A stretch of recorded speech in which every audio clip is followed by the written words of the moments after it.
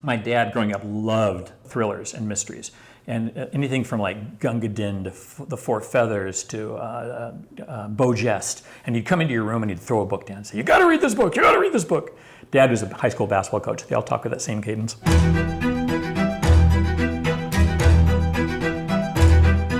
So I was inculcated with how wonderful action, adventure, and mysteries were from a very early age. And then I was fortunate enough to be really, really stupid and naive, and I thought at about age 20, well, I can write a book. And so I tried, and it was dreadful. It was dreadful.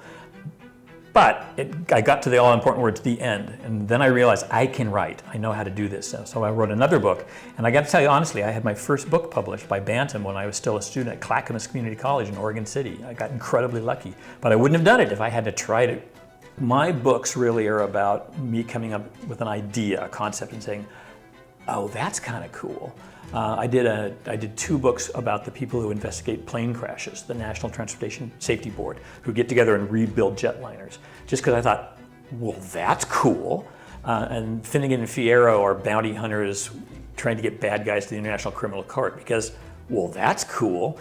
I realized that the International Criminal Court has got lawyers and it's got judges and it's got clerks and researchers, but it doesn't have cops. There's no law enforcement arm to the International Criminal Court. When they want to try somebody for genocide, they essentially invite them to come be tried. So I thought, okay, in the real world, that law enforcement element is missing. That's a cool thing. That would be fun to write about. So once I had that notion of somebody whose job it was to find the world's worst criminals and deliver them, then I decided to come up with the characters.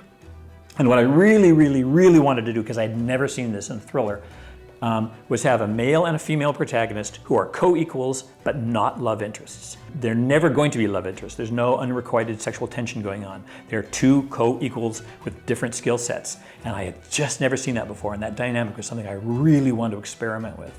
In my day job, I am a journalist here in Portland, Oregon. I'm the editor-in-chief of the Portland Tribune newspaper, and secretly in my night job, I am an author. I write murder mysteries and thrillers. I'm currently writing for Blackstone. I'm writing the Finnegan and Fierro series that began with St. Nicholas Salvage Wrecking, then went to Sirocco, and coming soon will be the 3rd book of the series, The Saint of Thieves.